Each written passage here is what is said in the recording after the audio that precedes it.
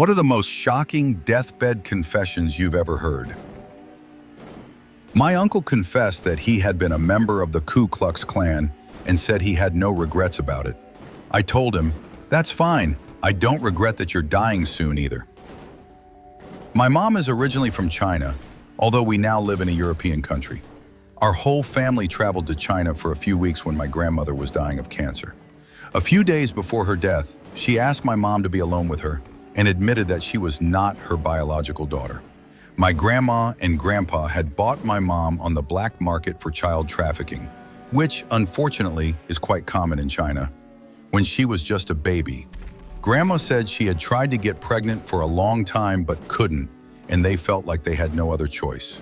My mom cried a lot, realizing the unimaginable pain her biological parents must have gone through to sell their child. She also struggled with the thought of how hard it must have been for her adoptive parents to go through with such a crime. They treated her like a princess, loved her as their own daughter, never hurt her, and gave her the best of everything. They even sent her to study in the US, which put a huge strain on the family's finances. My mom also told me about her father's, my grandfather's, last words. She said that when he was near death, he gestured for her to come closer. She expected a loving confession or some touching final words. Instead, he said, "The good silver is hidden in the ventilation duct about 5 meters from the stove." She looked at him like he was crazy. He just replied, "What? We travel a lot, and that's where I hide it. That stuff's worth a lot." He died the next morning. My grandfather was in the hospital for quite a while in very bad condition. He could barely speak or move, but he signaled that he wanted a pen and a piece of paper. My mom gave him what he asked for, thinking he was going to write something profound. The room fell silent. He carefully scribbled something down while my mom, her sister, and her brother stood there in anticipation. He finished writing and with a big smile, flipped the paper over for everyone to see. "I have a girlfriend," it read. He was referring to Anna, his neighbor and longtime friend. In the end, the old man pulled through and lived for several more years. I have 2 stories on this topic. One that's good, if you can call anything about death that, and one that's not so good. Story 1 coming next. My aunt was dying of cancer in the hospital for a long time. For several weeks, she couldn't eat or drink and slept most of the time because of the strong painkillers and sedatives. My aunt had made peace with her illness. She said she'd lived a good life and was sick of this damn cancer. She just wanted to go to the afterlife already. The last thing she said before she passed was, "Ah, I see the stars. They're sweet and carefree. Gather them." She never regained consciousness and died 3 days later. No one knows what she meant, but those words struck my uncle, her husband, so deeply that he got them tattooed on his chest right above his heart. The bad story. Another one of my uncles was in a car accident and there was no chance he would survive.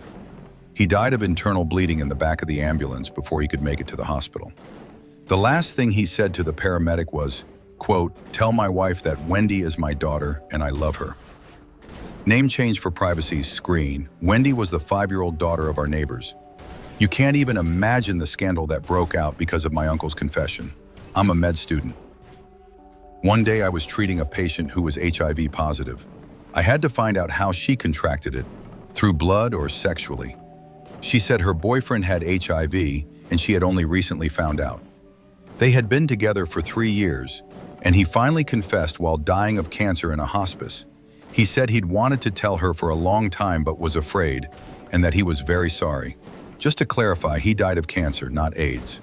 Some people assumed AIDS killed him, and that my patient should have known long ago that she was infected. But that's not true. You can be HIV positive for 20 years and not show any symptoms. In the 21st century, medicine has come a long way. Having HIV no longer means you're going to die soon. Me and all my cousins gathered around my grandfather's hospice bed as he was dying. One by one, my cousins walked up to him. There were a lot of us. They said they loved him, wished him well, patted him on the shoulder, all that. He just stared at them and didn't say anything. I walked up too, sat on the edge of his bed and held his hand. Everyone watched us and he looked at me and said, "I don't like Mexican food." And those were his last words. My story is a bit sad. I really loved my grandmother and was always open with her.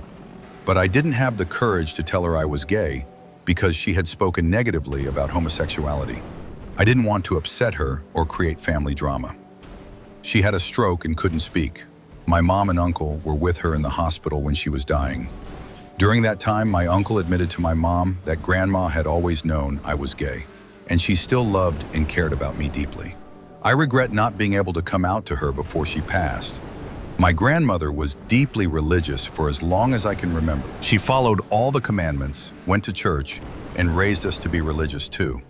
In her final hours, she said that she never believed in God and regretted spending so much time doing what others expected of her.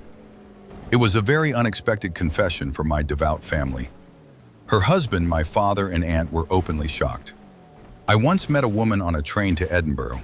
She was very nervous because she was on her way to meet her brother, whom she hadn't seen in 70 years. Her parents had told her he died when he was 1 year old, but in reality they had given him up to an orphanage because they couldn't afford another child. The woman only found out he was still alive when her mother confessed it to her right before she died. During a serious illness, my grandmother thought she was dying and confessed to my mom that she had tried to have an abortion when she was pregnant with her. Apparently, the abortion had failed. My grandmother was a religious woman and decided that God wanted her to have this child and treated my mother as her most beloved daughter. At first, my mom was very hurt and things got even more awkward when, surprisingly, my grandmother recovered. After my grandmother did eventually pass away, my mom forgave her because her parents truly loved her and never treated her as unwanted. She was the 7th child in a poor family, and back then, there was no contraception. So my grandmother can be understood. How lucky we are to have condoms these days. Bit. My great-aunt died when I was 17. Shortly before that, my older brother told her I was gay. She called me in and said that she accepted me as I was and loved me regardless of my orientation. I believe that honesty and openness in a family is a good thing. The only problem was, I'm not gay. But she didn't believe me because my brother had confessed it during confession. And apparently, you don't lie during confession. My mother worked as a nurse at the largest hospital in Copenhagen. Picture this, a guy is terminally ill with cancer, surrounded by his wife, children, and entire family. Right before dying, his conscience starts acting up, and he decides to call the woman he'd been cheating with and invite her to the hospital, while his entire family is there. Before the mistress arrived, my mother had to come up with an excuse to take the whole family into another room, just to avoid drama and a total meltdown. What a selfish jerk that guy was, huh? My grandfather's brother died of Parkinson's disease a couple of years ago. He was in a hospice and all of his loved ones had come to say goodbye. He was in a semi-conscious state, but shortly before passing, he sat up, looked at an empty corner of the room, and said, "Mom, you came for me?" Then he lay back down and died with a smile on his face. My great-grandmother was absolutely the kind of person who would show up for her child no matter what, even if it meant guiding him to the afterlife, if such a thing exists. She was a wonderful woman. Well, this was supposed to be a deathbed confession, but she survived. My girlfriend's mom never told her who her father was. She kept saying she didn't know or couldn't remember. Apparently, back in the 1980s, my future mother-in-law lived in Orange County and slept around with most of Southern California's dirtbags. But she definitely knew who the father of her child was and finally confessed it to her daughter after 30 years. It turned out my girlfriend's father lived in our small town in the Mojave Desert, less than 3 blocks from our house. His kids look exactly like my girlfriend did at their age. We didn't reach out to him though because he carries a long trail of criminal baggage behind him. And honestly, from what we've heard, he's just a piece of crap, in every sense of the word. My dad had serious intestinal problems, and doctors kept him on strong meds all the time. Before a major surgery, he could barely speak, so he wrote me a letter to express his feelings. He kissed me with tears in his eyes, knowing this might be the end, and handed me the note. The piece of paper was folded in half. On the front it said, "Only read if I die." While he was in the operating room, I opened the letter without guilt. I saw several paragraphs of nearly illegible scribbles that I could never quite decipher. My dad survived the operation, but the disease didn't go away, and he was sent to hospice care. Doctors gave relatively positive prognosis, but everyone knows that people don't go to hospice unless it's the end. I was scared that if he died, I'd never know what he wrote, and that would haunt me for the rest of my life. Later, during one of our hospital visits, he told me he honestly couldn't remember what he had written. Probably something like how much he loved me and how badly he wanted to do more for me so I could be happy. I have the best dad. Put! My grandfather was diagnosed with late-stage heart failure, and shortly before he died, he told me a few stories about World War II that completely changed the way I saw him and the war. Before I begin, I should say this. My grandpa was one of the kindest people in the world. Always friendly, never hurt a fly, never drank too much, never fought, never yelled. He was the kind of guy who would give the shirt off his back to someone in need. He handed out the biggest candy bars in town on Halloween. Everyone loved him. During World War II, my grandfather served in the 12th Infantry Unit, which fought in northern France. His unit was ambushed by Germans in an abandoned village, and the soldiers had to split up. Eventually, they won the battle, but by the end, only 3 Americans were left alive, and one of them was badly wounded. The commanding officer and his assistant had been killed.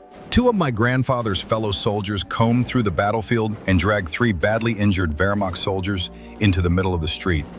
My grandfather looked at his buddy and said, "We don't take prisoners," and then slit the throat of one of the Germans right there. He said he almost threw up because there was way more blood than he expected. His friend raised his rifle to shoot the other 2 Germans, but my grandfather stopped him. He said that there might have been more German soldiers nearby, and he didn't want gunfire to attract their attention. So they dragged the other 2 wounded men into a shallow ditch on the side of the road, which had about 6 inches of water in it, and stood on their heads until they drowned. Afterward, he said he hated Germans. He confessed to a number of war crimes, including shooting German civilians and killing German soldiers who were trying to surrender. Apparently, that kind of thing happened often. You know what the worst part is? He said he only ever felt guilty about one thing. In early 1945, his new unit was passing through a small German village. He and a few other guys broke into a tiny cottage where they found an old, frail German woman in a wheelchair. She immediately started screaming and cursing at them in perfect English. My grandfather kicked her wheelchair, and the old woman fell to the floor. Then he rolled the wheelchair out the door and knocked over an oil lamp as they left the house. She burned to death. He looked at me with cold eyes and said, "That was too cruel. She was just an old lady. I should have just shot her." Damn. Be sure to subscribe to our channel so you don't miss more incredible discussions. In the meantime, check out our other videos.